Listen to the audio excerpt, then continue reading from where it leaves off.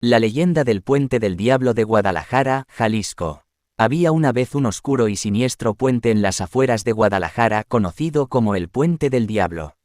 La leyenda decía que este puente era el hogar de una entidad malévola que acechaba a todos aquellos que osaban cruzarlo durante la noche. La historia comienza con un valiente joven llamado Eduardo, quien había escuchado sobre la fama del puente y decidió desafiar su misterio. Armado con su valentía y curiosidad, Eduardo se adentró en la noche, dirigiéndose hacia el temido puente. A medida que se acercaba, la oscuridad se volvía más densa y la atmósfera se cargaba de un aura de malevolencia. El viento soplaba susurros helados y las ramas de los árboles crujían como si tuvieran vida propia. Al llegar al puente, Eduardo sintió un escalofrío recorrer su espina dorsal. Un escalofrío que parecía susurrarle advertencias de peligro. Pero su determinación no flaqueó. Decidió cruzar el puente y enfrentar lo que sea que acechaba en la oscuridad. Apenas había dado unos pasos cuando comenzaron a oírse susurros y risas malévolas.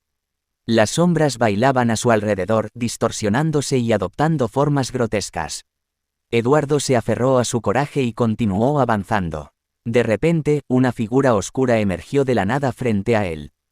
Era un hombre desfigurado y cadavérico, con ojos llenos de odio y una sonrisa retorcida. Era el mismo hombre que, según la leyenda, había sido sacrificado en ese lugar siglos atrás para sellar un pacto con el diablo. El hombre, conocido como el Diablo de Guadalajara, se abalanzó sobre Eduardo con una fuerza sobrenatural. La lucha fue feroz, pero Eduardo se negó a dejarse vencer. Lucharon en medio de la oscuridad, cada uno emitiendo gritos de dolor y rabia. Finalmente, Eduardo encontró la fuerza para liberarse del agarre del diablo y, con un último esfuerzo, lo empujó hacia el abismo debajo del puente. El diablo desapareció en la oscuridad, pero su risa malévola continuó resonando en el aire. Eduardo, exhausto y herido, logró regresar a salvo al otro lado del puente. Sabía que su valentía y determinación habían triunfado sobre el mal que acechaba en ese lugar maldito. Desde entonces, el Puente del Diablo se convirtió en un lugar temido y evitado por todos.